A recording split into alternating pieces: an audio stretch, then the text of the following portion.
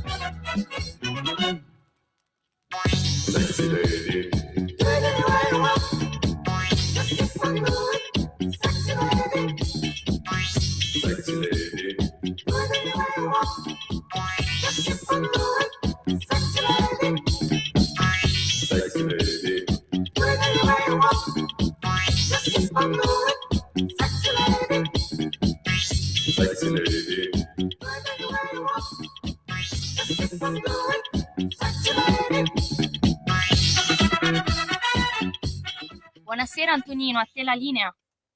Buonasera a te, cara Natalia. Che pezzo, con che tiro, signore e signori, che perla, Yoro, Sexy Lady del 1977, pezzo, devo dire la verità, non è per cosa, ma veramente un pezzo di altissimo livello, frutto di quel Neapolitan Power Neapolitan Sound, che alla fine degli anni 70 ebbe modo di esprimersi sui vinili di tutta Italia e nelle radio libere di allora. Tra l'altro l'anno prossimo saranno 50 anni dalla gloriosa sentenza 202 della Corte Costituzionale, che il 28 luglio del 76 diede finalmente agli italiani la libertà d'antenna, purché in ambito locale, come dissero allora i giudici della consulta, rompendo l'ormai secolare no, ma diciamo che dal 24 in poi l'ormai cinquantennale monopolio dell'URI, che poi era diventata EIAR, che poi era diventata RAI, Radio Televisione Italiana,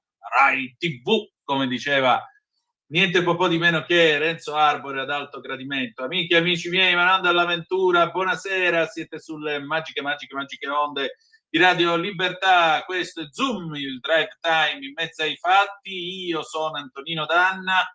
Questa è la puntata numero 1100 di oggi, martedì 16 di dicembre dell'anno del Signore 2025. Cominciamo la nostra serata, la nostra puntata. Vi ricordo sempre: date il sangue, in ospedale serve sempre, salverete vite umane. Chi salva una vita umana salva il mondo intero. Secondo appello, radiolibertà.net. Fesso chi non lo legge, perché vi perdete un bellissimo giornale online dove ci sono i Liberamente del nostro direttore responsabile Giovanni Sallusti, dove ci sono gli Autodafè di Giulio Cainarca, la rassegna stampa di Sammy Varin, videopillole e molto altro Ancora 340 670 9659 per chi volesse contattarci attraverso la WhatsApp o il WhatsApp che dir vogliasi, oppure 0292947222 il telefono, quando lo dirò io. Ma adesso è giunto implacabile come sempre il momento del diritto e rovescio di Pierluigi Magnaschi. Vai pure Natalia, vai. Ah, a proposito, buon lavoro. Mentre la Francia di Emmanuel Macron si sta afflosciando come una pera cotta e tutti prevedevano che a questo punto la guida della UE sarebbe stata presa risolutamente e meritatamente dalla Germania, quest'ultima è precipitata in una crisi che nessuno, fino a pochissimi anni fa, aveva visto arrivare. Oggi infatti il governo del popolare Friedrich Merz viene messo in crisi addirittura dai suoi stessi giovani parlamentari che hanno minacciato di negargli il voto sulla riforma previdenziale che poi è passata per il rotto della cuffia con solo 3 voti di maggioranza. Inoltre la maggioranza di governo costituita da popolari e socialisti che sta reggendo il governo appunto si divide su tutto. Inoltre i Verdi, che avevano dettato la musica nella precedente maggioranza, adesso sono ridotti al lumicino. Intanto la destra dell'ADF è diventata il partito più votato in Germania e non solo, ma continua nella sua crescita. Insomma, il rischio di altre elezioni anticipate viene temuto, ma non si può certo escludere.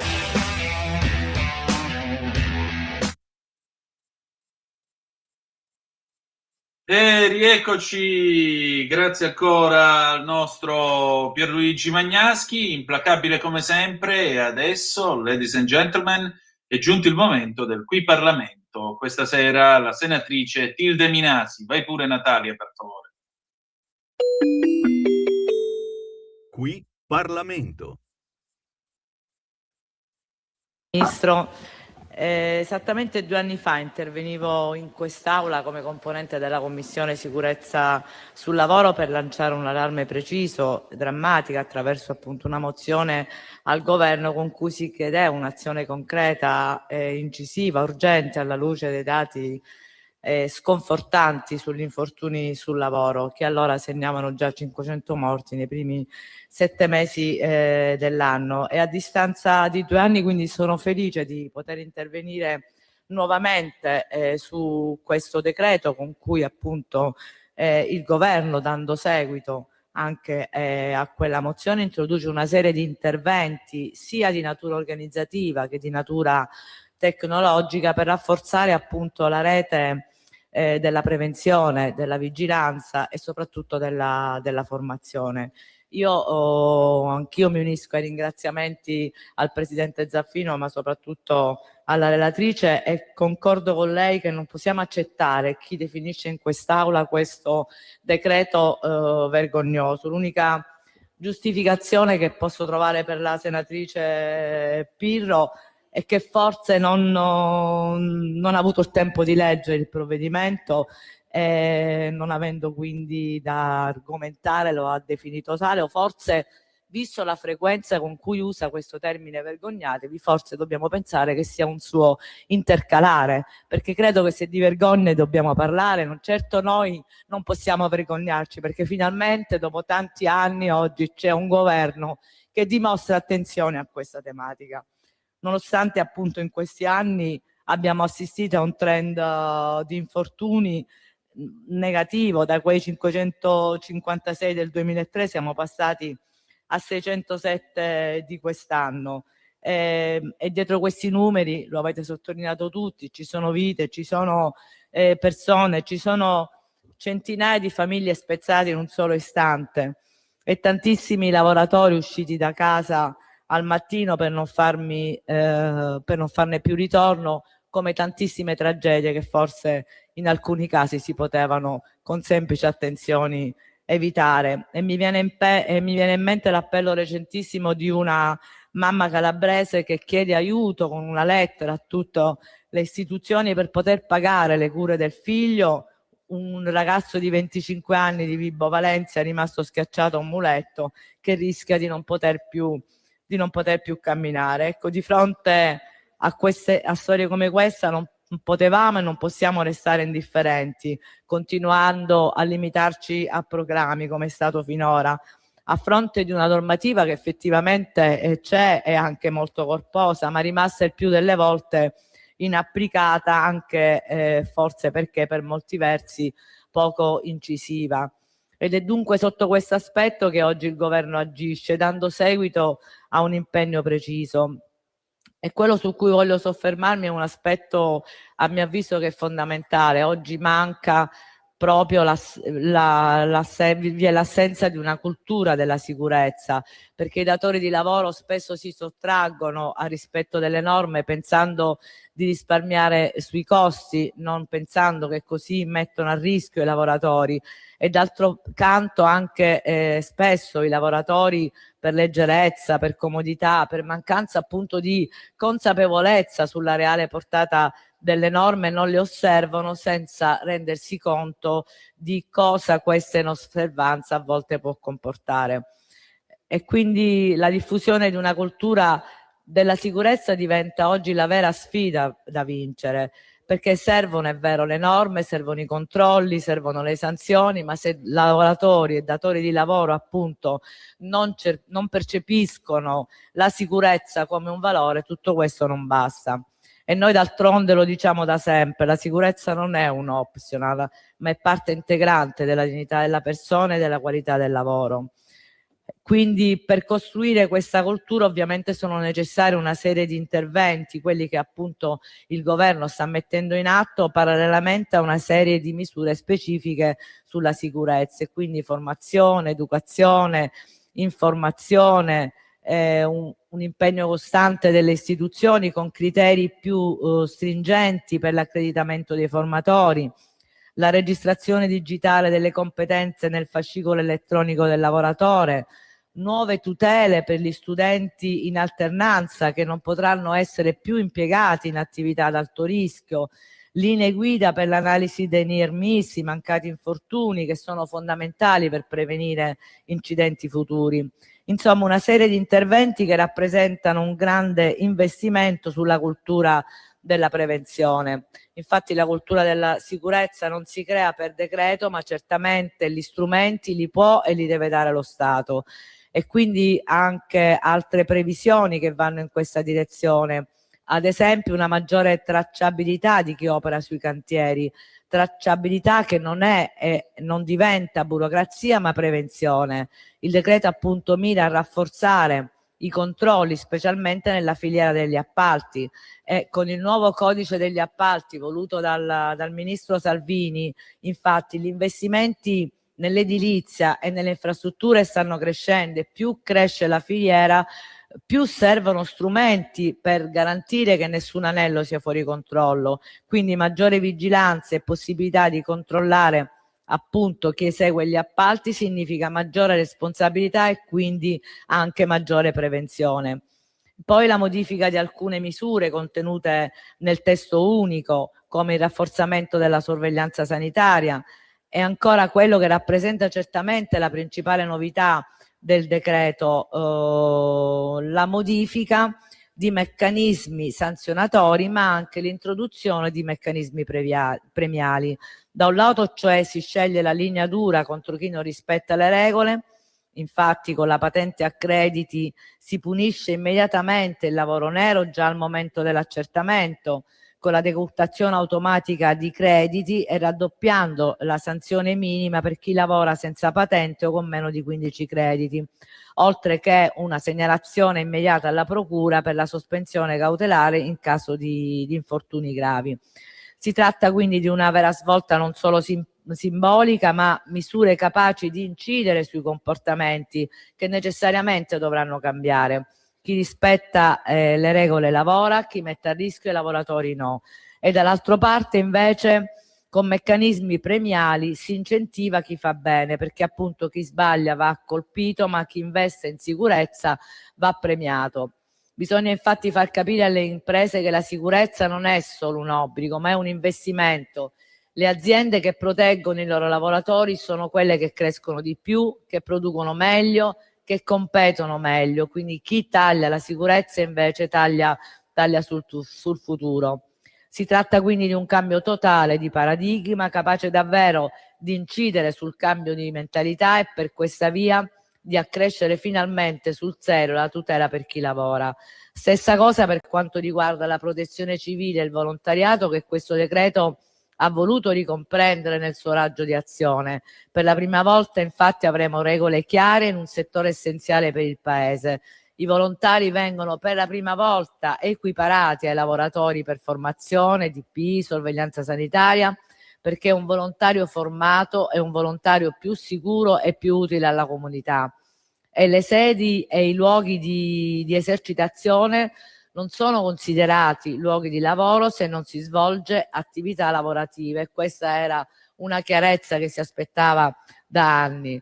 Certo, il decreto di cui oggi discutiamo, siamo i primi noi a dirgli che non è un punto di arrivo, ma ovviamente un punto di partenza. Siamo consapevoli che la strada è ancora lunga, ma questo governo e oggi quest'Aula dimostra con fatti e non con parole vuote che non accetta più l'idea che in Italia si possa morire per lavoro. Per tutte le famiglie che hanno perso un figlio, un marito, una madre, una sorella, per i lavoratori che ogni mattina salgono su un'impalcatura, entrano in un cantiere, guidano un mezzo, semplicemente svolgono un'attività che merita rispetto. Per cui dichiaro il voto favorevole del gruppo Lega, con il nostro continuo impegno a proporre tutto ciò che serve per rendere l'Italia davvero una repubblica fondata sul lavoro, dove però il lavoro sia e resti un diritto fondamentale, ma non più un rischio. Grazie. Grazie Presidente, colleghi, Vice Ministro. Esattamente. Qui Parlamento. Stai ascoltando Radio Libertà, la tua voce libera, senza filtri né censure, la tua radio.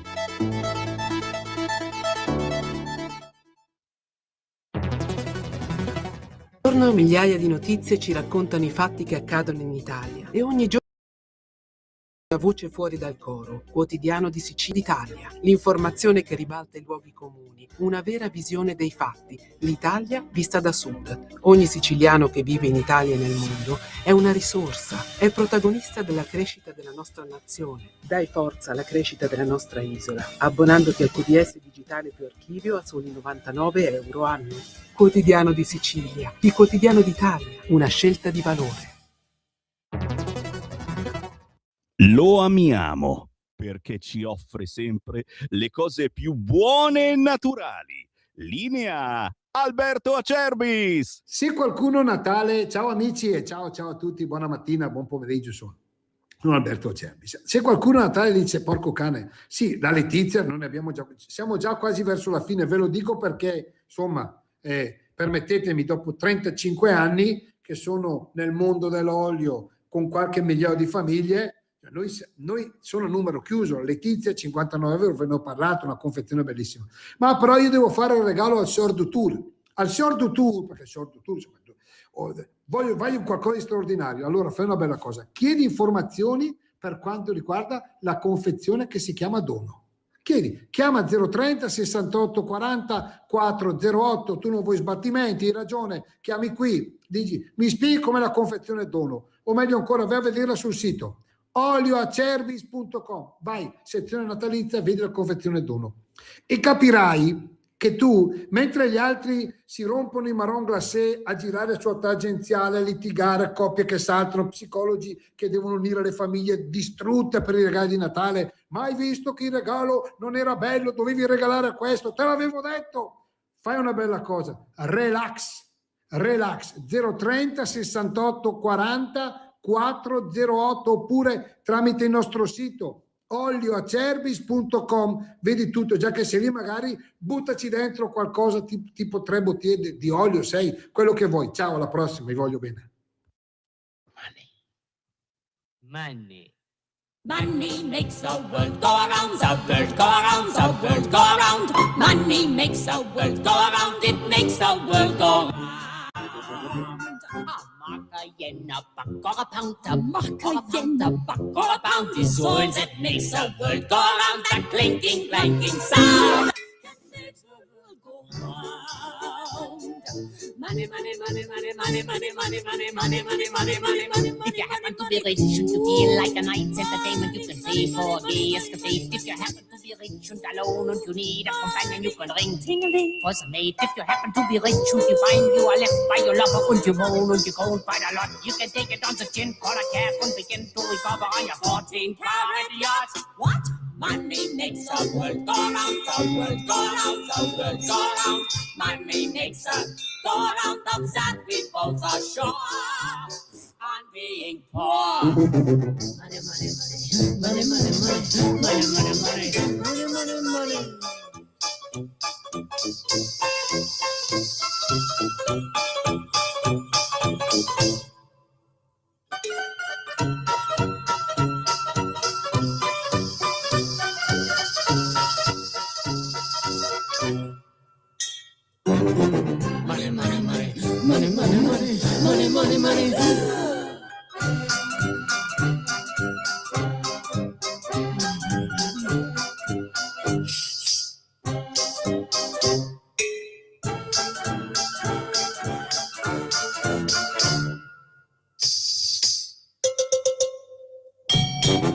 Money, money, money, money, money, money, money, money, money. When you haven't any coal in your stove and you freeze in the winter and you curse to the wind at your face. When you haven't any shoes on your feet, your coat spin is paper and you look 30 pounds underweight. When you go to get a word of advice from the fake little pastor, he will tell you to love evermore. But when hunger comes to rap, rat-a-tat at the window. At the window. Who's there? Hunger. Oh, hunger. See how love flies out the door. Money makes a bird go round, the bird go round, the bird. Money makes... Qui Parlamento. Va ora in onda Scuola di Magia con Claudio Borghi Aquilini.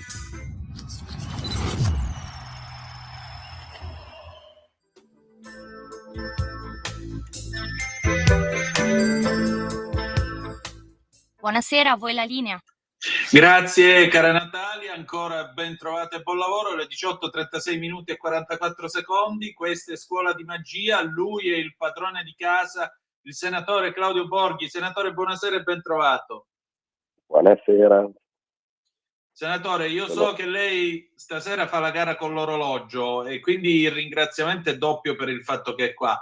Stamattina l'ho sentita parlare di legge finanziaria alla radio. E allora, come ce l'abbiamo fatta? Com'è andata? Sì, infatti sono in corso le prime votazioni, infatti sono uscito per voi. Fortunatamente la grande squadra della Lega è insomma sempre un esempio e non siamo soli, abbiamo anche le riserve, quindi quando esco io entra qualcuno e riusciamo a tenere la posizione, ma non per tanto, perché sai, essendo che sono relatore posso assentarmi ma fino a un certo punto. Comunque oltretutto sto malissimo, come sentite. Nera.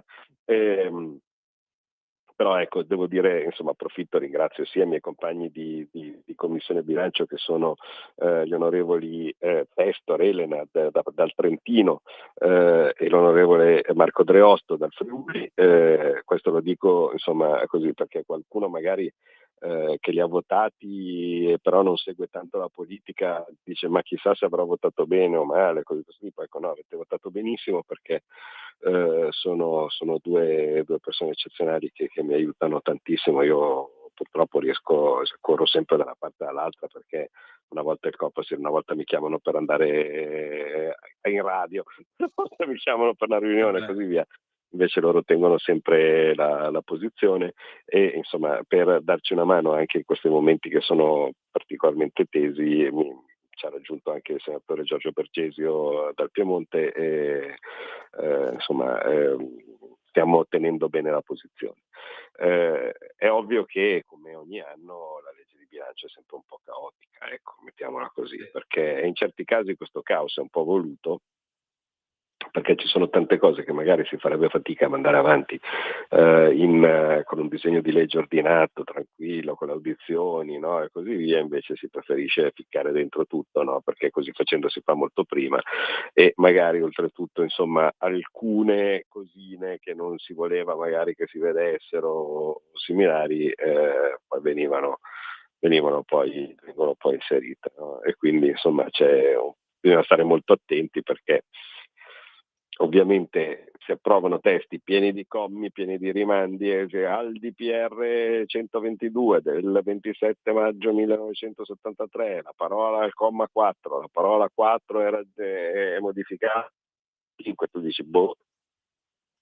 Oltretutto qualche volta, se tu fermi tutto, no, e vai a vedere cosa c'è scritto al DPR al comma 4, la parola 5, magari un altro rimando. Cioè ti dice, vedi cosa c'è scritto al comma 4, al comma 4 c'è scritto al comma 12 della legge 15 febbraio 32 al comma 7 c'è scritta un'altra roba. Quindi praticamente tu sei lì a smanettare da una parte all'altra, cosa peraltro tutto possibile e fattibile grazie a il fatto che bene o male adesso ci sono i telefonini, gli smartphone, i computer e così via.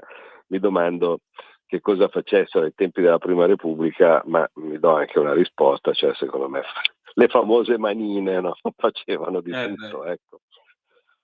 Decisamente, perché, che poi sono quelle che insomma, fanno arrivare tutte quelle bozze sbagliate in qualche giornale e poi ci montano sopra le corride più incredibili.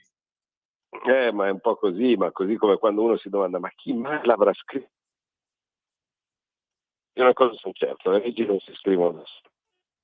Qualcuno che scrive e se le scrive di solito è per un qualche motivo, ecco. Solo che sono in certi casi che chi le scrive ha in mente il bene comune, no? E certi casi dove magari qualcuno li scrive pensando al problema suo, no? Quindi se vede che ne so, che la siepe del vicino gli dà fastidio, no? E così via, va a cercare la legge dove dice cos'è l'altezza massima delle siepi e dice al comma 4 le parole 1,50 m sono sostituite con 1,30 m, no? E così via, e spera che nessuno se ne accorga, no? Quindi questo purtroppo va detto, perché ogni tanto funziona così. Io ovviamente parte del nostro lavoro è stare qua a vigilare e cercare di capire che non ci siano delle cose messe dentro ad uso specifico di una persona, ma siano questioni che siano condivise. C'è da dire che il sistema utilizzato dal governo è abbastanza efficace, praticamente ogni emendamento deve ricevere parere favorevole da tutti i ministri, no? Quindi, dato che poi ovviamente non è il ministro che lo fa, ma sono gli uffici, no, del ministro, se viene fuori qualcosa di sospetto è possibile che venga intercettato lì. Se non viene intercettato lì, però in ogni caso è sempre possibile che venga intercettato qui, ecco, perché in commissione poi, insomma, in un modo o nell'altro, commissione bilancio sono tutte persone che non è che sono nate ieri, ecco, e quindi quando c'è qualche cosina che non quadra è facile che venga intercettata, insomma. Al momento comunque devo dire sono abbastanza soddisfatto, anche perché, come ne abbiamo parlato tante volte, vedere che praticamente non abbiamo ancora votato, poi questo quando succede ve lo dirò, ma che il primo emendamento dell'articolo, diciamo, di quelli non considerati temi comuni è proprio quello dell'oro delle riserve auree, insomma è una cosa che mi dà una grande soddisfazione, mi fa vedere, diciamo, con molto distacco tanti altri emendamenti che magari sono lì con la gestione del consorzio di bonifica della provincia di chissà cosa, che sarà sicuramente importantissimo per la provincia in questione, ma sicuramente, insomma, dal punto di vista della valenza anche simbolica per tutto, sono abbastanza, non è la stessa cosa, ecco, di una battaglia pluriennale che va avanti per mettere in sicurezza l'oro nazionale. Decisamente, decisamente. Ma lo vogliamo dare un voto a questa benedetta legge finanziaria? Da 0 a 10 quanto piglia quest'anno? Ma secondo me piglia, dunque, se togliamo l'oro piglia 6. Con l'oro va fuori classifica perché ovviamente è una roba che non mi immaginavo, insomma, che non si immaginavo che si riuscisse in questo modo, ecco, a portare a casa. Ero convinto che sarebbe riuscito perché, come vi ho detto, insomma, ho lavorato sotto traccia in modo molto preciso, però insomma vedere poi le cose che si realizzano va bene. Invece senza l'oro dico 6 perché in un modo o nell'altro scegliere di fare un deficit così basso è vero che da una parte ci porta i complimenti, ci porta gli aumenti del rating, no? E così via, però insomma è anche vero che io con i complimenti internazionali, con gli aumenti del rating non ci mangio, no? Allora tante, diciamo, limature per riuscire a trovare i soldini che mettono assieme il fatto di tagliare l'IRPEF come avevamo promesso, di aumentare il fondo sanitario come avevamo promesso, perché queste sono le due voci principali di spesa scusate, ma come sentite non sono messo benissimo, le due voci principali di spesa della legge di bilancio, invece di andare a rosicchiare cose da una parte, dall'altra, no? E così via, e bastava fare invece che 3% di deficit, fare il 3,2, il 3,3, insomma, e ogni virgola 1 di deficit sono 7 miliardi, no? Quindi capite che insomma, no scusa, sono 2 miliardi e mezzo, ogni virgola 1 di deficit sono 2 miliardi e mezzo, scusate, quindi Prego. con 3,3 saremmo andati a 7 miliardi in più da distribuire, che ci consentiva di evitare tutti questi micro aggiustamenti che magari fanno un po' incazzare qualcuno, ecco. Certo che in molti casi ragazzi, questo è un po' sono messo male, mi spiace. Comunque c'è da dire che in alcuni casi però queste tasse non sono delle tasse per fare cassa, sono tasse che hanno un obiettivo. Per esempio la questione dei pacchi fa girare molto i coglioni a un sacco di gente, però almeno l'intento non era da buttare via, cioè l'intento era mettere una specie di dazio sulle merci cinesi, no? Perché dato che normalmente i pacchi di basso valore provenienti da paesi extra UE, per il 99% stiamo parlando di robaccia cinese comprata online, il fatto di cercare di metterci un freno, insomma, faccio fatica a pensare che fosse una cattiva idea, ecco. Poi magari scopriamo che non funziona questo sistema, poi magari scopriamo che alla fine non ottiene il risultato sperato. Però ecco, in questo caso non era veramente una questione relativa al fare cassa, no, o similari, ma era insomma un'idea precisa. Così come invece, devo dire, secondo me molto sbagliato l'idea della Tobin tax, no? Cioè la tassa sulle transazioni finanziarie, aumentarla. Lo so che si parla di cifre che sono minimali rispetto a quello che viene mosso, perché se io compro 1 milione di azioni Apple, no, e così via, quello che si paga come Tobin tax sono nel pianeta dei per 1000, no? Cioè 2 per 1000, 3 per 1000, quindi non è che cambia sta gran cosa.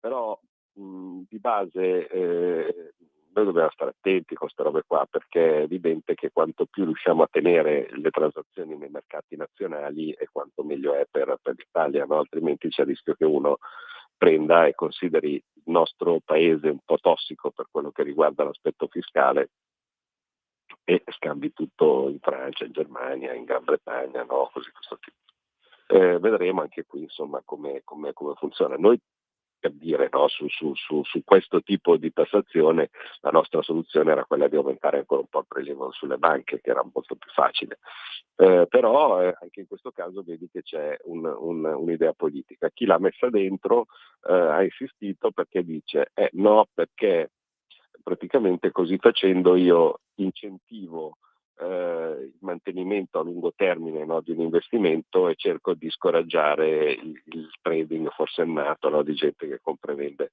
in giornale. Io, sai, da ex operatore di borsa so perfettamente che il trading forsennato in realtà è utile, perché in una maniera o un'altra fornisce liquidità al mercato. Se tu togli gli speculatori che comprano la mattina e vendono la sera, il mercato diventa molto più vuoto, no? E quindi anche molto meno attraente per chi lo vuol frequentare. Però insomma, anche lì non tutti hanno le stesse esperienze similari. Non posso pretendere di poter andare ogni volta a vincerle tutte le battaglie contro tutto e contro tutti, no? Cioè, se oltretutto, appunto, partendo dal fatto che non sono esattamente il partito in maggioranza relativa, cioè io posso semplicemente buttarmi dentro in cose che ritengo che siano molto importanti, far presente errori quando li vedo, non pretendo, non mi arrogo il pensiero di dire che qua comando io. E mi sembra anche giusto. Senatore, a parte questo, un'ultima notizia qui dell'ANSA: come sempre lo spread sta chiudendo a 69,8, il prezzo del gas ha chiuso in calo ad Amsterdam sotto i 27 euro al megawattora. Insomma, dovevamo morire col caro bolletta. Sono segni molto positivi, anche perché poi dopo si rifletterà nei prezzi delle bollette di tutti, e quindi questo sarà sicuramente positivo. Ci dimentichiamo magari dei momenti in cui abbiamo visto con orrore quel prezzo a 100, 200, insomma prezzi assolutamente sostenibili, e quindi insomma bene così. Mi permetto, prima di salutarvi, di aggiungere una cosa che mi ha dato veramente molto fastidio invece, però da una parte insomma sono soddisfatto. La questione David Rossi, no? Che sicuramente è stata trattata tante volte su queste onde negli anni scorsi. Voi sapete che ero dentro la commissione d'inchiesta per la morte di David Rossi della scorsa legislatura, e capite che vedere gli stessi RIS, no, che abbiamo contattato noi, che fanno uscire due responsi diversi, no? Non mi fa piacere. Certo che ovviamente nel mondo che vive in un'Italia che vive nel mondo di Garlasco, no? Dove certe cose non sono state viste, non sono state notate, le perizie, la controperizia e cose di questo tipo, ormai questo sembra il nuovo normale. Dal mio punto di vista no, nel senso che per esempio il segno profondo del supporso, no, di David Rossi, che quindi lasciava assolutamente pensare che fosse stato stretto da qualcuno, perché sennò altrimenti, insomma, voi pensateci, com'è possibile che un orologio lasci dei segni quasi sanguinanti, no, sul polso di una persona? E che in un modo o nell'altro insomma l'idea potesse essere che fosse stato, diciamo, buttato fuori dalla finestra, tenuto fortemente dai polsi e poi lasciato andare, ci sembrava la cosa più probabile. Alla fine, diciamo, della scorsa legislatura ci avevano dato ragione su i lividi che non erano spiegabili con nessun'altra cosa, e quindi si era, diciamo, arrivati alla conclusione che era stato picchiato prima del volo fuori dalla finestra, e questo già, insomma, mi sembrava una conclusione molto importante, no? E che è allucinante dal mio punto di vista che non fosse stata rilevata dagli inquirenti all'epoca, perché trovate un cadavere con dei segni percossi e dite che si è suicidato così e basta, la chiudiamo in fretta. Voi capite che è allucinante, no? Però ecco, diciamo che se all'epoca si fossero, diciamo, valutati questi elementi che in realtà erano indicativi dell'omicidio invece che del suicidio, come per esempio appunto il livido, il segno dell'orologio sul polso, sul quadro sanguinare e similari, insomma, capite che anche quello sarebbe stato, diciamo, ancora più evidente, no? come segno. E invece incredibilmente anche quando nella scorsa commissione secondo me sì, è stato picchiato prima, cioè quantomeno ci sono dei segni compatibili con delle percosse avvenute prima, ma il sistema della caduta è lui che va fuori di suo, no, come si chiama, dalla finestra, si regge a questa sbarretta che c'era fuori, a un certo punto si lascia cadere. Perché il software dice che è possibile fare così, e poi adesso viene fuori che il software non era aggiornato, che non, cioè, capito, sono tutte delle cose molto fastidiose che insomma, sia io che il presidente della scorsa commissione, dove, cioè, se tu chiedi una perizia poi non è che la puoi mettere in discussione, no? Cioè, l'esito è quello che arriva. Però insomma, vedere che lo stesso corpo di polizia prende è così famoso, no? Insomma, poi dà un esito differente, è una cosa che aggiunge al mistero di questa situazione, insomma, perché sembra incredibile, no? C'è gente che non vede, gente che no. E poi insomma, vabbè, se poi ci aggiungessi tutte le cose che ho sentito, che ho visto, insomma, in quei 2 anni di commissione Davide Rossi, mi fa veramente capire quanto, non so, io lo chiamavo veramente un pentolone, no? Cioè quanto schifo ci possa essere sotto una banca e una situazione che così quasi anche a spregio, no? Dopo che noi siamo riusciti a cambiare tutto il management, a risanarla e così tipo, adesso arriva fuori la procura che invece paradossalmente si mette a fare le indagini su quelli che l'hanno risanata, no? Poi capite che insomma certe volte sei molto scoraggiato, ecco, quando vedi queste cose. Capisco. Senatore, allora io la lascio andare, visto che insomma la commissione chiama. Noi ci ritroviamo il 23 dicembre e speriamo di fare una puntata natalizia piena di auguri. Che dice? Sì, dovrebbe essere. Credo che sia il giorno in cui l'approveremo poi in aula la legge di bilancio, perché qua mi sembra che è difficile che andremo più tardi, che andremo prima, ecco. Capito, molto bene. Okay. Eccellente. Grazie senatore, buona serata. Arrivederci, grazie. Buon lavoro di nuovo. Vai pure con la sigla, Natalia. Avete ascoltato Scuola di Magia.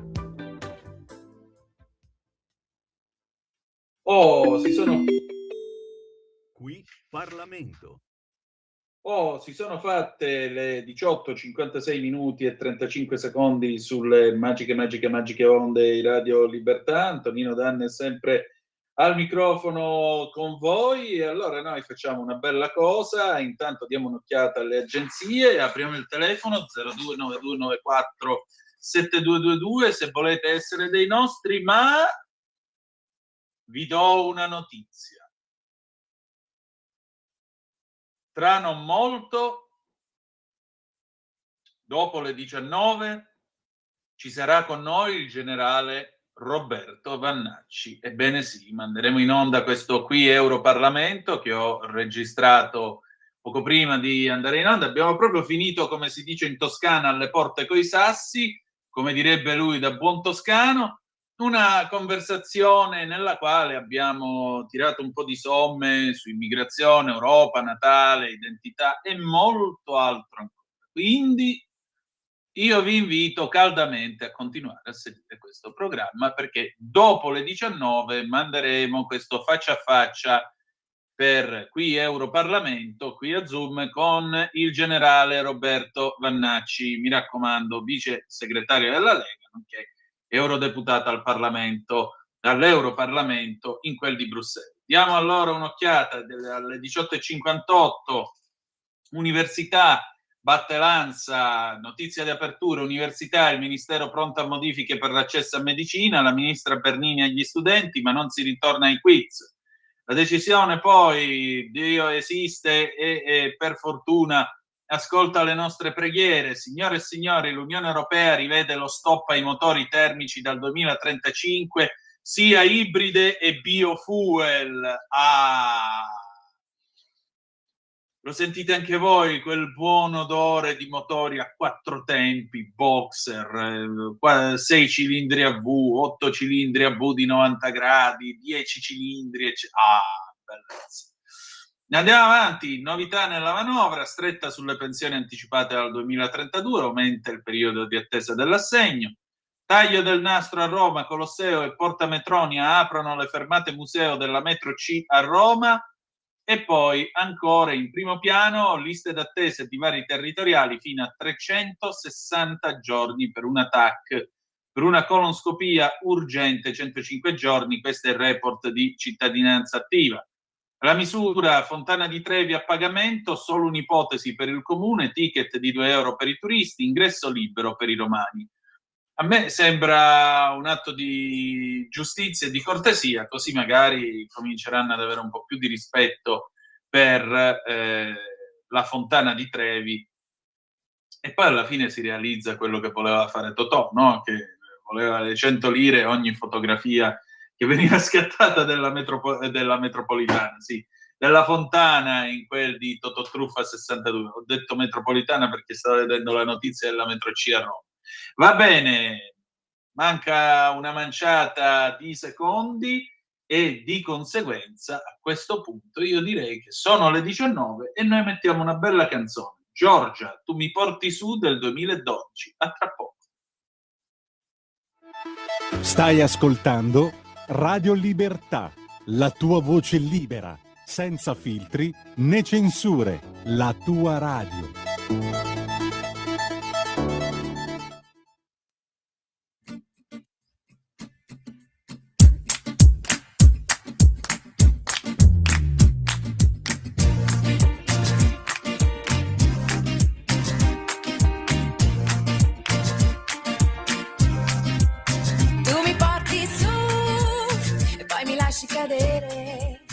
Tu mi porti su, poi mi lasci cadere. Quando t'ho incontrato è scattato il gioco della seduzione. Tutti e due a stendere la merce più invitante sul bancone. Sguardi sfuggevoli, pose svenevoli, fughe in avanti e misti convenevoli. Siamo animali sensibili all'odore, noi siamo umani in cerca dell'amore. L'hai capito che cos'è che io cercavo? Qualcuno che ogni attimo mi dicesse brava. Tu mi hai attratto ed io mi sono innamorata. E come un 747 sono decollata, sorretta dal tuo sguardo come vento sulle ali. E verso il sole qualche cosa mi diceva sali, oh sali, oh sali. Tu mi porti su, poi mi lasci cadere. Tu mi porti su, poi mi lasci cadere. Ah che bellezza, ah che dolore, ah che bellezza, ah che dolore, ah che bellezza, ah che dolore. Così che va la vita, così che va l'amore. Un giorno mentre tutti ci dicevano che coppia innamorata, ho visto nei tuoi gesti il sospetto di non essere ricambiato. E poi se a un certo punto ci lasciamo, tu sei qualcosa, ma io che cosa sono? Pensiero che si insinua tra le crepe anche dell'anima più pura. L'amore più bellissimo ad un tratto cede il posto alla paura. Ali di cera che si sciolgono al sole, pensieri, parole. Ali di cera che si sciolgono al sole, è sempre imprevedibile la rotta dell'amore. E cado, oh cado. Tu mi porti su e poi mi lasci cadere. Tu mi porti su e poi mi lasci cadere. Ah che bellezza, ah che dolore, ah che bellezza, ah che dolore, ah che bellezza, ah che dolore. È sempre imprevedibile la rotta dell'amore. Ah che bellezza, ah che dolore, ah che bellezza, ah che dolore, ah che bellezza, ah che dolore. Così che va la vita, così che va l'amore.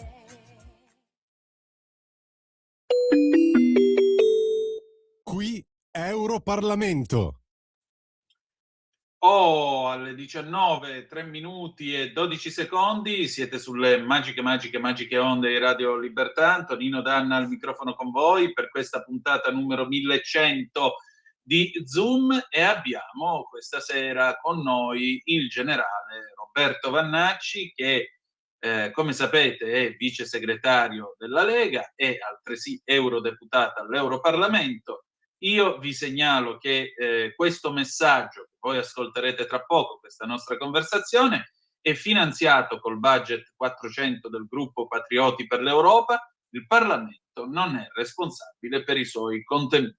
E adesso spazio al generale Roberto Vannacci. Vai pure, Natalia.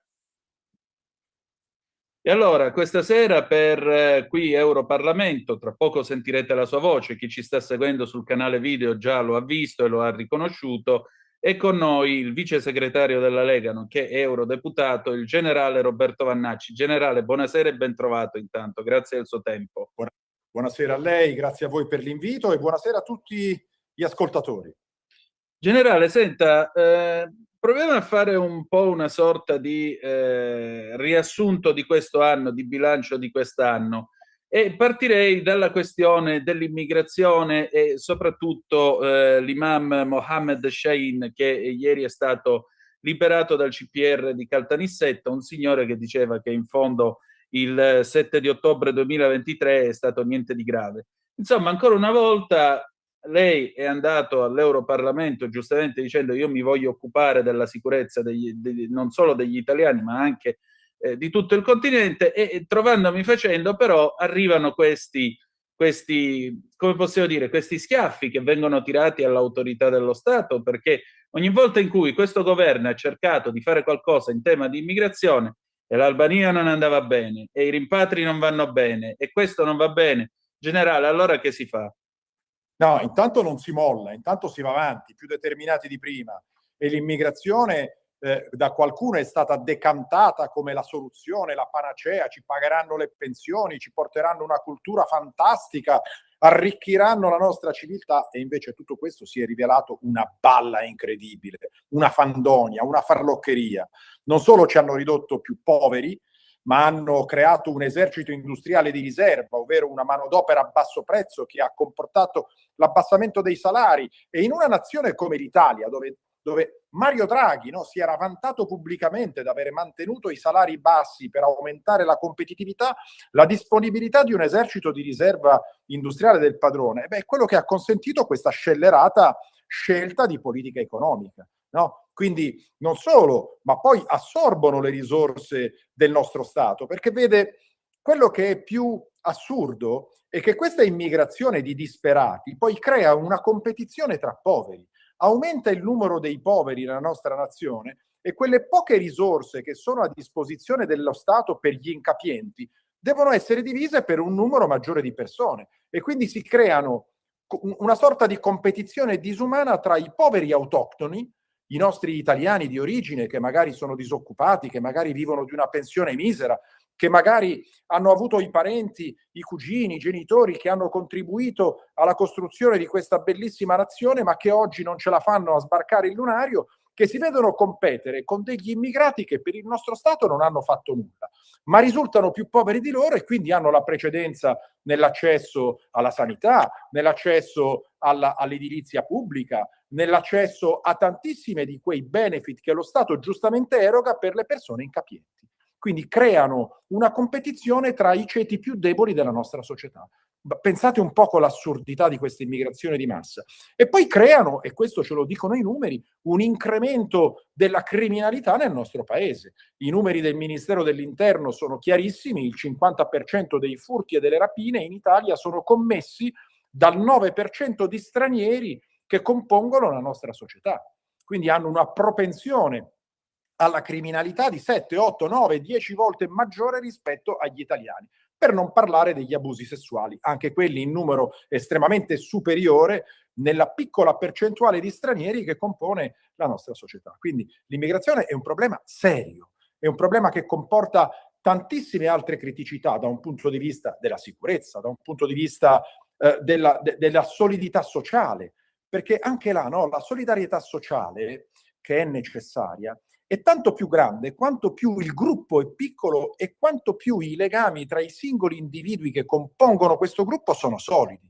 Allora perché un italiano di origine che magari si riconosce in una determinata società dovrebbe pagare le tasse per un immigrato che importa una cultura che è totalmente incompatibile con la nostra e che addirittura maledice la nostra cultura, come abbiamo visto fare alcuni immigrati di seconda generazione nella piazza del Duomo di Milano. Allora, pagare le tasse per un nostro membro della nostra società ci fa ingoiare meglio questo pagamento del tributo. Ma pagare questo tributo per una persona che non solo non si riconosce nella nostra società, ma che la vuole combattere e che non si vuole integrare, allora questo provoca uno sgretolamento della solidarietà sociale, che è indispensabile in un paese libero e democratico e che si basa proprio sulla contribuzione di tutti al bene comune.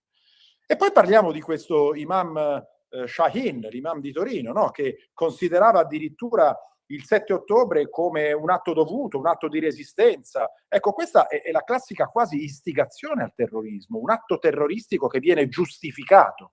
Pensare che ieri o l'altro ieri l'Unione Europea ha sanzionato un ex colonnello svizzero per delle posizioni, no? Delle opinioni che lo hanno fatto reputare,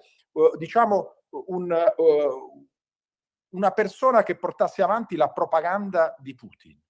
E noi invece, di fronte a una persona che giustifica un atto terroristico, non possiamo fare nulla. Non possiamo fare nulla perché il provvedimento che era stato preso nei confronti dall'esecutivo, dal Ministero dell'Interno, che lo vedeva una persona, un pericolo nei confronti dello Stato italiano, della sicurezza pubblica, ebbene è stata sconfessata da un giudice che lo ha rimesso in libertà. Sembrano gli stessi provvedimenti che sono stati presi nei confronti delle persone che erano avvio e che sono state fatte tornare indietro dai centri in Albania, però non dobbiamo mollare, dobbiamo continuare. Qua stiamo raggiungendo degli ottimi risultati in Europa con il nuovo patto sull'immigrazione, sulla definizione dei paesi sicuri, finalmente. Questa è una grande vittoria, per quanto non quella che ci aspettavamo, ma segna il passo nei confronti di un'immigrazione senza confini, di un'immigrazione che sfrutta le crepe di quella che è la solidarietà tra persone umane, di quello che è il diritto d'asilo, no? E quindi stiamo andando avanti in questo senso. Non bisogna mollare, bisogna essere determinati, bisogna essere forti, bisogna soprattutto farci guidare da questi principi di tutela della nostra identità nazionale, che non possiamo svendere a nessuno. È quello che fa di noi un popolo, più che una popolazione o una nazione, è quello che fa un popolo coeso. Il Manzoni lo dichiarava una d'arme, di lingua, d'altare, di memoria, di sangue e di cuore. Ecco, quello dobbiamo rimanere e non possiamo fare trasformare questa società coesa da chiunque sbarchi sulle nostre coste per una motivazione delle più aleatorie che ci sia. Anche perché, sa, lei mi fa pensare a una conversazione che ho avuto con Giorgio Guido Lombardi, che è uno, insomma, delle persone più vicine al presidente Trump, e si parlava appunto, per esempio, del completamento del muro col Messico, e io gli ho detto: ma perché questa cosa? E lui mi ha risposto in una maniera molto semplice: guarda che il muro non è che lo vogliono solo gli americani che hanno votato Trump, ma anche gli immigrati regolari che hanno votato Trump, perché non accettano che arrivi gente in maniera irregolare, per cui un lavoro che deve essere pagato $10 l'ora, quelli lì lo offrono a 5 sull'onda della disperazione e trovano chi li sfrutta, perché anche questo è un qualcosa che va contro chi cerca di integrarsi invece nella società e cerca di rigare diritto pagando le tasse e comportandosi correttamente senza andare a violentare nessuno in giro. Quindi a maggior ragione mi sembra che sia proprio una questione di ritorno del buonsenso, se no davvero, per citare il suo libro, siamo al mondo al contrario qua. Cioè... No, è verissimo quello che dice. Infatti ci sono parecchi immigrati regolari e lavoratori indefessi in Italia che sono assolutamente d'accordo con una stretta su questa politica immigratoria che lascia i porti aperti a tutti. Questa politica immigratoria dei porti aperti fortemente voluta dalla sinistra, attenzione, si riconoscono perfettamente che si schiera dalla parte dell'islamizzazione di questa Europa e dalla parte dell'invasione di immigrati, soprattutto che provengono dall'Africa, dal Medio Oriente e dai paesi islamici, e che sono un'immigrazione che ha delle connotazioni particolari. Se noi prendiamo ad esempio altri gruppi di immigrati che provengono per esempio dal Sud America o che provengono da altre nazioni, dalla stessa Ucraina, non sono immigrati problematici, non altrettanto quanto lo sono invece gli immigrati che provengono da questi paesi islamici. Quindi noi dobbiamo fare una grossa differenza. Poi noi parliamo di immigrazione, ma le immigrazioni sono diverse. L'immigrazione delle decine non è l'immigrazione delle centinaia di migliaia, dei milioni. L'immigrazione dei talenti non è l'immigrazione delle persone che non sanno fare nulla. E soprattutto l'immigrazione di culture che sono compatibili con la nostra, che si riferiscono agli stessi valori, agli stessi ideali, non sono le immigrazioni di culture che per molti versi sono totalmente incompatibili con la nostra, e quella musulmana la è, perché ammette addirittura un sistema giudiziario parallelo, che è quello della Sharia, che noi non potremo mai accettare. Quindi noi dobbiamo cominciare a fare a considerare bene queste minacce e soprattutto a considerare il voto etnico, che comincia a diventare un problema in Italia.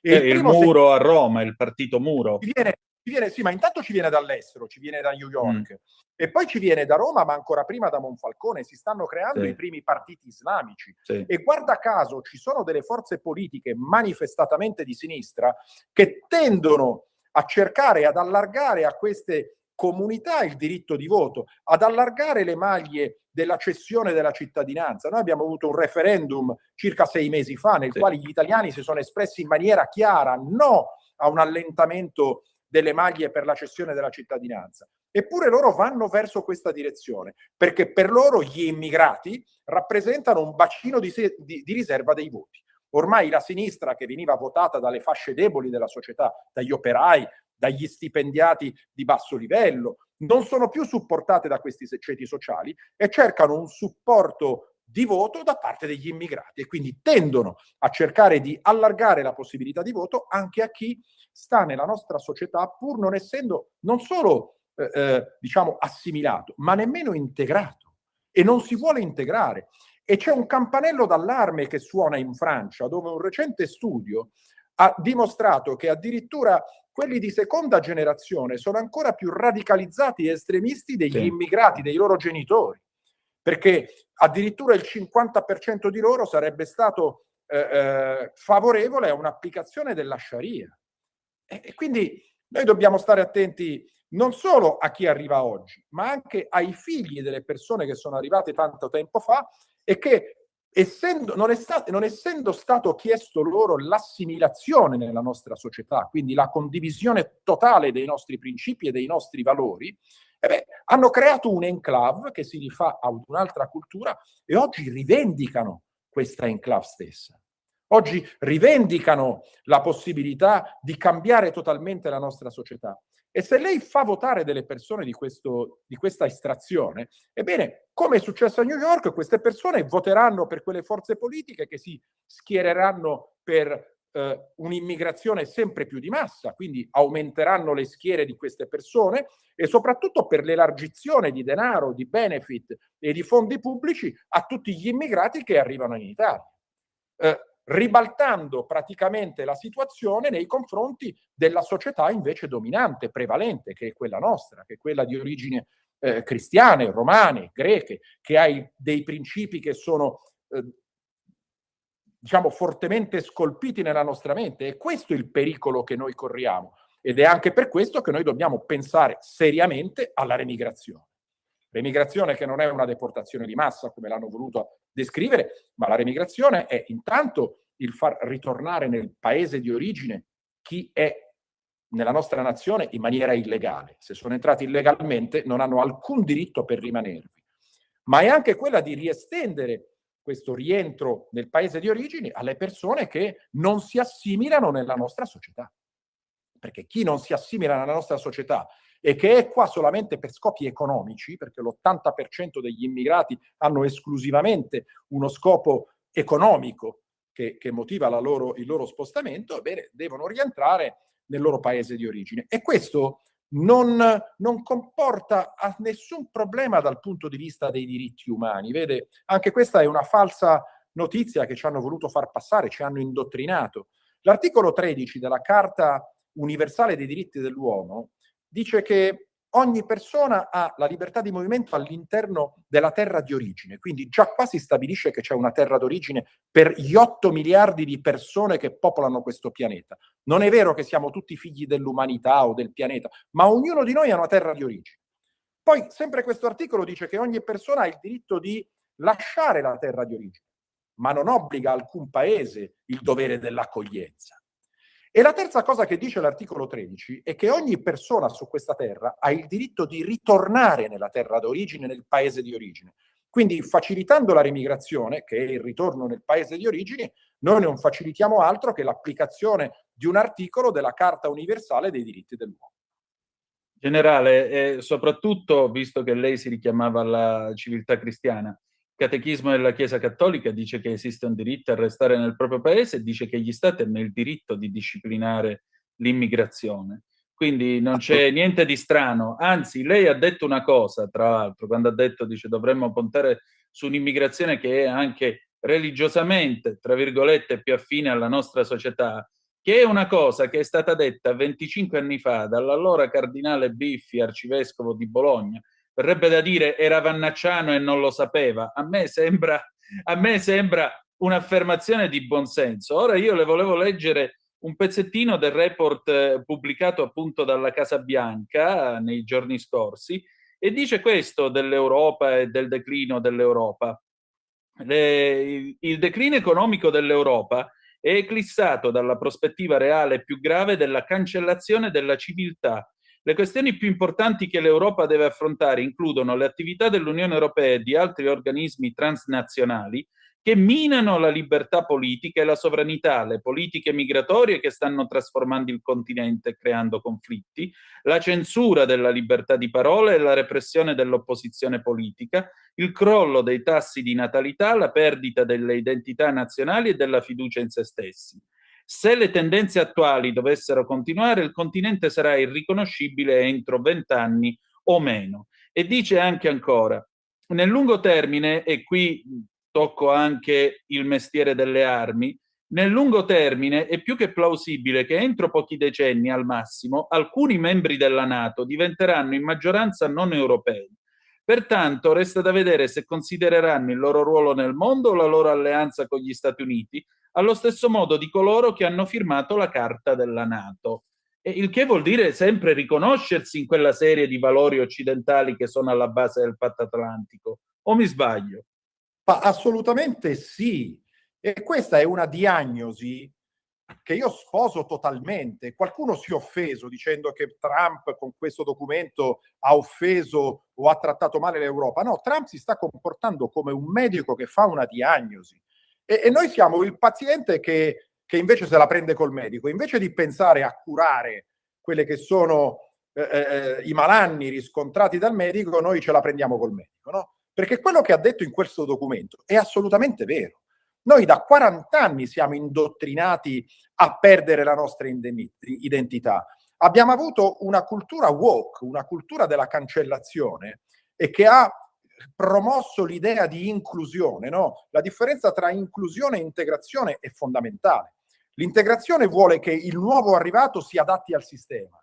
L'inclusione invece vuole che sia il sistema ad adattarsi al nuovo arrivato, tant'è vero che le nostre politiche di inclusione hanno previsto proprio questo. Nelle nostre scuole addirittura vengono chiuse nel periodo del Ramadan, no? Per adattarsi meglio ai nuovi arrivati. Nelle nostre scuole, in alcune di loro, non si serve la carne di maiale per adattarsi meglio ai nuovi arrivati. Addirittura in alcuni istituti pubblici si dice di non farsi gli auguri di Natale, ma preferire il buone feste per non offendere nessuno. Quindi è proprio questo, è il nostro sistema, la nostra cultura, la nostra Europa di tradizioni cristiano, greche e romane che si sta adattando a qualcun altro che invece viene da fuori, che è un'assurdità. Noi dobbiamo mantenere invece salde quelle che sono le nostre radici. Le radici sono quelle che consentono all'albero di stare in piedi. Se noi tagliamo le radici, l'albero casca e non è consentita più la vita, nulla senza radici. Quindi le radici sono il nostro punto forte, dobbiamo esaltarle, dobbiamo riconoscerle e dobbiamo fare in modo che chiunque venga da noi, visto che trova una convenienza nel venire da noi, altrimenti non ci verrebbe, si adatti al nostro sistema e soprattutto venga assimilato più che integrato. Perché vede, chiedere agli stranieri di rispettare le nostre leggi non vuol dire nulla. Tutti sono tenuti a rispettare le nostre leggi, che siano immigrati, turisti, persone che capitano da noi per caso, per accidente, no? Chiunque è obbligato a rispettare le leggi del paese nel quale si trova. Non è una novità. Ma invece noi dobbiamo chiedere a queste persone non solo di rispettare le nostre leggi, che è dato per scontato, ma di accettare e di essere assimilati dalla nostra società, che è fatta di principi e di valori. E qualora non lo facciano, va bene, vuol dire che qualora inoffensivi staranno da noi per un periodo di tempo, diciamo, per la loro prestazione lavorativa, ma poi se non si assimilano dovranno ritornare al loro paese di origine, perché noi non possiamo accettare che ci siano nel nostro interno delle enclave di persone che si riferiscono a principi ideali che non sono compatibili con i nostri e che sono totalmente diversi dai nostri. Altrimenti, come dice il documento scritto negli Stati Uniti, andremo incontro a una sostituzione etnica. È quello che succede, ma ci sono i numeri che ce lo confermano. E un domani qualche paese europeo potrebbe non essere più della stessa origine della quale invece è oggi. E andrebbe incontro a quello che è il voto etnico di cui ho parlato prima, ma soprattutto a uno sconvolgimento di quelli che sono i principi a cui fa riferimento. Quindi per il mantenimento stesso della nostra società noi dobbiamo prendere in considerazione queste criticità e soprattutto vedere quella che è quella percentuale di stranieri massima che noi possiamo tollerare all'interno della nostra società senza che questa stessa società venga snaturata. Una classe scolastica dove ci sono 19 diciamo stranieri e un solo italiano di origine non può essere considerata una classe italiana e non si può pensare che in quella classe venga diffusa la cultura, la civiltà italiana, no? Quindi sono cose che sono inaccettabili. Noi dobbiamo stabilire delle soglie oltre le quali non possiamo andare e chi rimane da noi deve assimilarsi alla nostra cultura, altrimenti vuol dire che ritornerà nel paese di origine dopo aver prestato la propria attività lavorativa. D'altra parte, il fatto di prestare attività lavorativa da noi non implica la cessione della cittadinanza. Il prestare un'attività lavorativa implica la corresponsione di un salario. Tutto qua. Il fatto che paghi le tasse non implica la cessione della cittadinanza. Il pagare le tasse dà accesso ai servizi comuni che vengono elargiti dalla società stessa. La sanità, le strade, le scuole, ma non implica la cittadinanza e il diritto di voto. No? Anche queste sono tutte farloccherie che ci sono state dette a premessa del referendum, che fortunatamente non ha raggiunto il quorum e quindi è stato bocciato.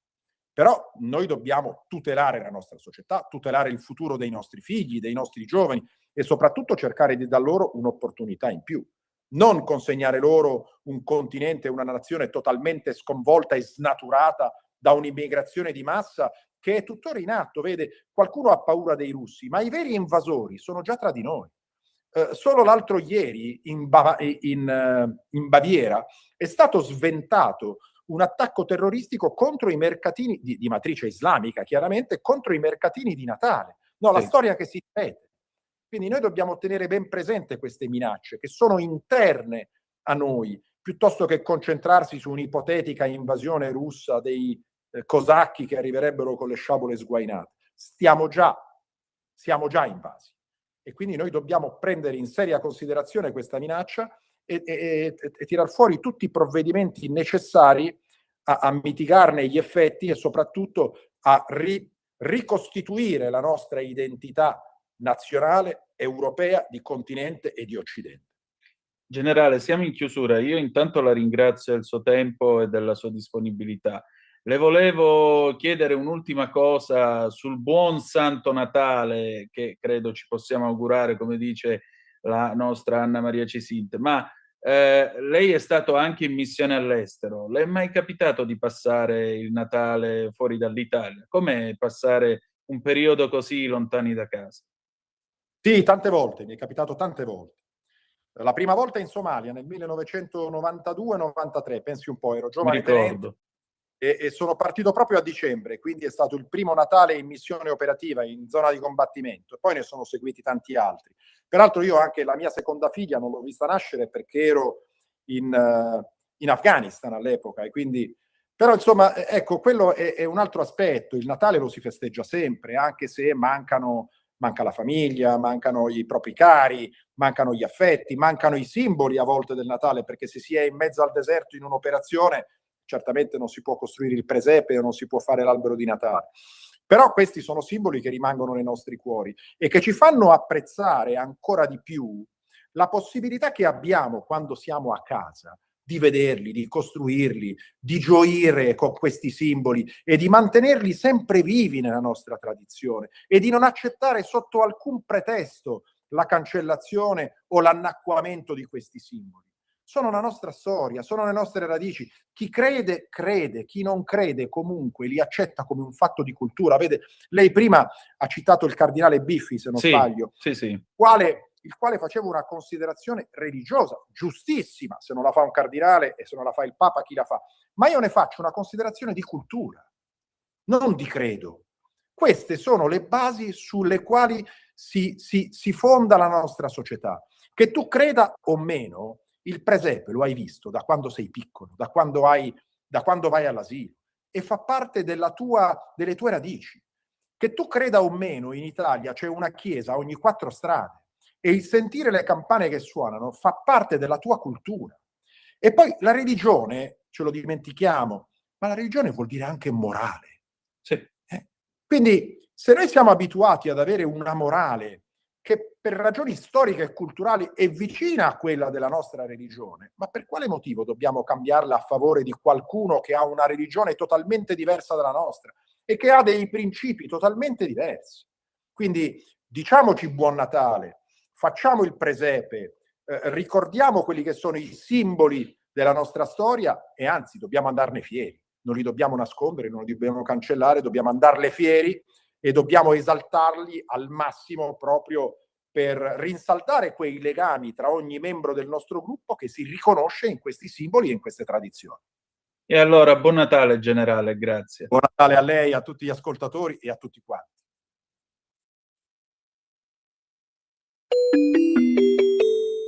Qui Europarlamento. Ehi tu, non trovi più il segnale di Radio Libertà sulla tua radio DAB? Non disperarti, risintonizza. Sì, ma come? È facile, tasto menu, poi scegli il tasto corrispondente alla ricerca automatica dei canali, attendi qualche minuto e tutte le stazioni DAB della tua zona saranno disponibili.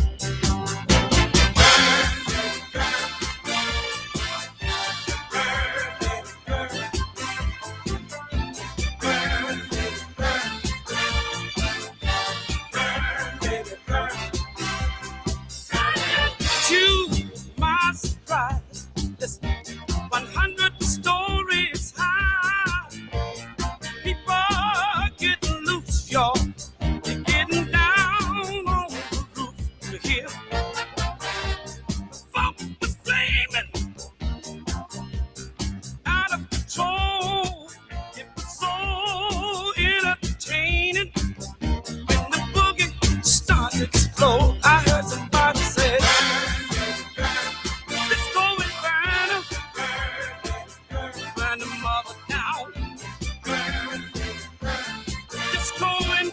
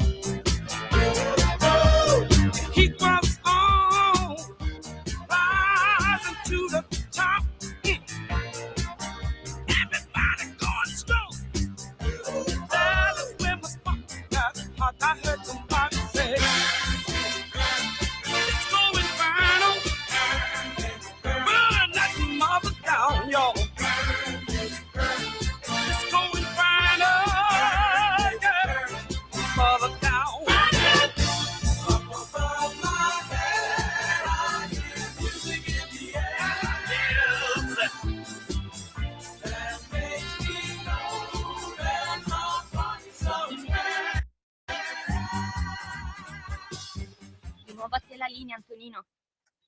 Grazie a te, cara Natalia. Alle 19:33 minuti e 32 secondi avete ascoltato i Tramps con Disco Inferno 1976.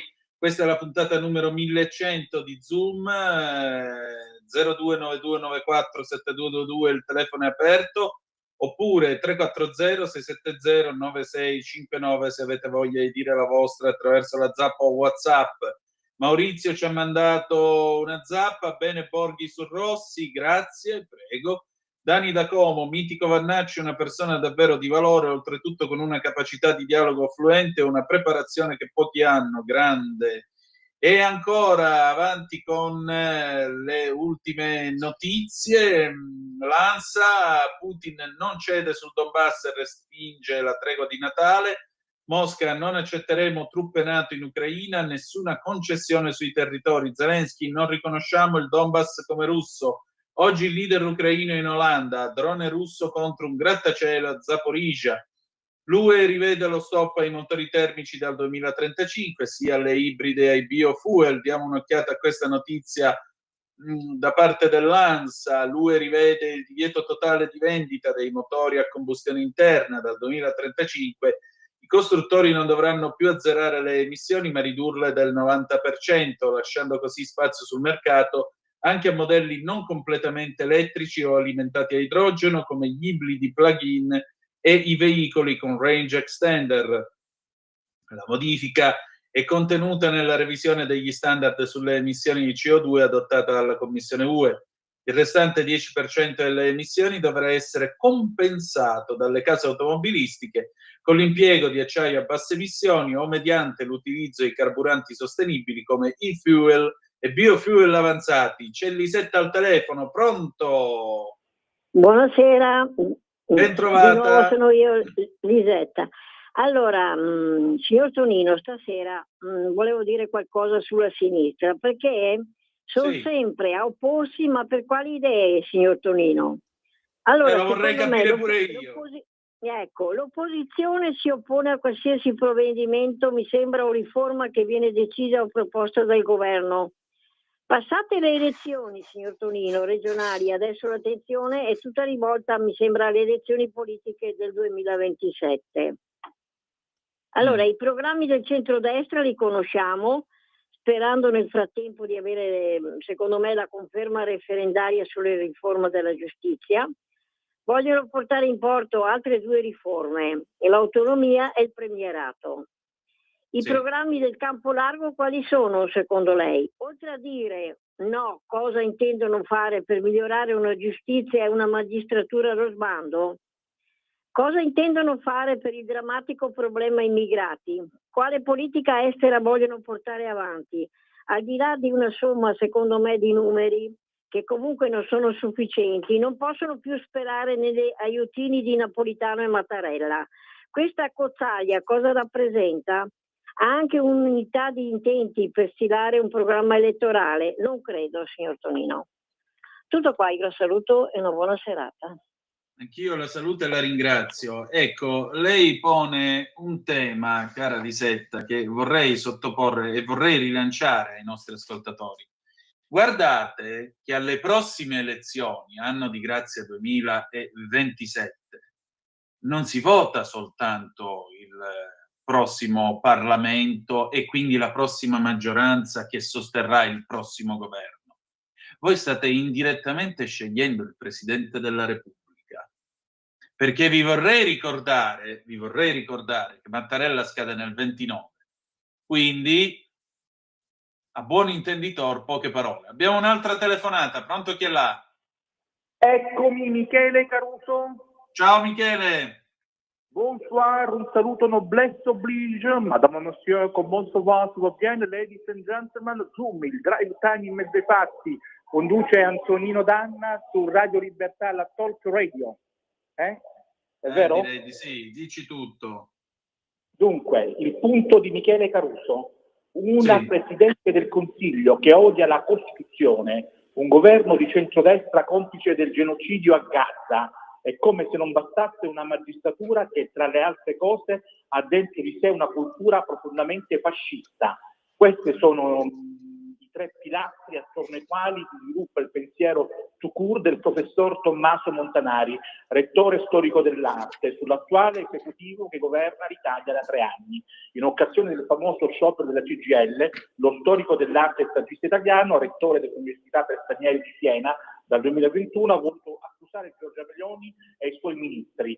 Dice che oggi siamo qui per la Costituzione, un progetto di società in cui i giudici non obbediscono al governo, ma alla legge, una società giusta che non deporta i migranti in Albania, una società fondata sul lavoro e non sulla guerra, una società che faccia pagare le tasse più ricche ai liberi lavoratori dal lavoro povero e misero. Ma il governo Meloni è un governo nemico della Costituzione, un governo complice del genocidio di Gaza. E insomma, lui è sceso in piazza per lo sciopero generale, un'affermazione tanto netta quanto pesante, un'accusa verso il governo di essere complice di un genocidio non è sicuramente una stoccata come le altre, ma il rettore avanza nel suo ragionamento a poche ore dalla conclusione di Atreyu, la festa ufficiale dei giovani di Fratelli d'Italia, decidendo di mettere nel suo mirino metaforico anche il presidente del Consiglio italiano, Giorgia Meloni. Prima direttamente Giorgia Meloni odia la Costituzione, che è antifascista dalla prima all'ultima riga, poi attaccando il suo esecutivo e il suo governo, che ha una cultura ancora profondamente fascista. E dunque si parla di odio, di disprezzo per la Costituzione, di una Meloni fascista che non ha mai scioperato e non sa che cosa sia la rivendicazione dei diritti. Ecco, che cosa ne pensi, Antonino? Da Michele Caruso, grazie e buona serata. Che io rispetto il professor Montanari quando fa lo storico dell'arte. Quando dice queste cose penso che dica delle enormi cazzate. Ecco che cosa ne penso. E poi francamente mi ha stancato sto discorso, il fascismo, il governo fascista, tutte ste cazzate in mani. E non c'è niente da fare. La gente ha votato, sì. Cosa ha votato? Questa maggioranza. Questa maggioranza sostiene questo governo, sì. Frutto di libere elezioni. Per cui di che cazzo stiamo parlando? Scusate l'espressione. La Costituzione più bella del mondo, antifascista, non dice che c'è una parte politica che fa schifo semplicemente perché è di destra, una parte politica che è buona, giusta, santa perché è di sinistra. Non c'è scritto assolutamente niente di tutto questo nella Costituzione. La Costituzione più bella del mondo, che questo governo rispetta pienamente, visto che appunto è frutto di libere elezioni in cui la gente in maniera non coercitiva è andata a votare e ha votato con ampi riscontri una maggioranza di centrodestra che, ripeto, ha dato la fiducia a questo governo. E questo governo ha tutto il diritto di fare la sua politica. Non è fascismo. Se al prossimo giro il popolo italiano non riterrà che questa maggioranza abbia sostenuto il governo giusto, se ne sceglierà un'altra. Ma non è che io dopo 3 anni e mezzo, quant'è, devo continuare a sentire questi maître pensée che non sanno fare altro che dire questo. O la signora Schlein che va all'estero a dire che in Italia è a rischio la democrazia quando governa la destra. Perché gente così ha un approccio puerile alla democrazia, ha un approccio da turisti della democrazia, se posso citare Silvio Berlusconi, perché non si può dire a una controparte politica, non si può agitare continuamente questo disprezzo, i fascisti, ma i fascisti cosa? Non ce ne sono fascisti in Italia. Dove sono i fascisti? Voi vedete la gente in Orbace che fa il salto al sabato, vi hanno obbligato a saltare nel cerchio di fuoco al sabato? Per caso il 21 di aprile è festa perché è il Natale di Roma, il 6 di gennaio c'è la Befana fascista, contiamo gli anni il 28 ottobre, che anno dovrebbe essere questo, scusi professore? Allora, se c'è, per carità, a me piacciono gli anni 70, per carità, non è un problema. Ma mica vado in giro dicendo che oggi è il 16 dicembre del 1974. Cioè, sì, mi piacciono, ma non è che siccome magari a qualcuno non piacciono gli anni 70 allora sono degli esseri inferiori. Che senso ha? Basta con questa intelligenza che continua a dire queste cose. Le volete dire? Sì, ditele, non vi preoccupate, ditele. Tanto restano delle cazzate, molto semplicemente. Lo stato della democrazia. La democrazia è quella in cui noi viviamo. Proprio perché questo è un paese libero, c'è gente che è convinta di vedere i fascisti per strada. Proprio perché siamo in un paese libero. Che quanto dire. Sono d'accordo col vice segretario della Lega al 100%, ma le proposte del generale è il governo in carica che deve risolverle, quindi loro stessi. Se non lo fanno adesso che hanno la maggioranza alle 2 Camere, quando lo faranno? Ma non è che le cose si possono fare dalla sera alla mattina. La buonanima di Aldo Moro diceva: guardate che se volete fare le riforme dovete prima di tutto, come si dice, dovete cominciare a farle il primo giorno, quando si insedia il governo. Questa è la realtà, punto. E ci vogliono i tempi. Anzi, come diceva Moro, occorre il tempo che occorre. E con questo io vi voglio salutare, noi ci ritroviamo domani alla solita ora, a meno che, attenzione, allora, domani dovete sapere che il palinsesto sarà un po' sul chi vive, perché domani c'è, lo sapete, l'udienza di Matteo Salvini per quanto riguarda la questione Open Arms in Cassazione. Se ci saranno degli eventi improvvisi, se mi sentirete in onda in un orario che non è quello di Zoom, capirete appunto che siamo in diretta e stiamo facendo la diretta, stiamo raccontando quello che sta succedendo a Roma alla Cassazione. Quindi io potrei comparire all'improvviso, rubando spazio agli altri colleghi, ma d'altronde questo è il bello di una radio che naturalmente deve raccontare l'immediatezza dei fatti, quindi ci sarà questo filo diretto flash, potremmo dire che sarà la breaking news del momento, e poi vi racconteremo che cosa succede alla Cassazione. Va bene, grazie a tutti voi, ci salutiamo con gli Shalamar, Night to Remember del 1982, grazie per essere stati con noi e ricordate che the best is yet to come, il meglio deve ancora venire. Vi ha parlato Antonino Danna, buonasera.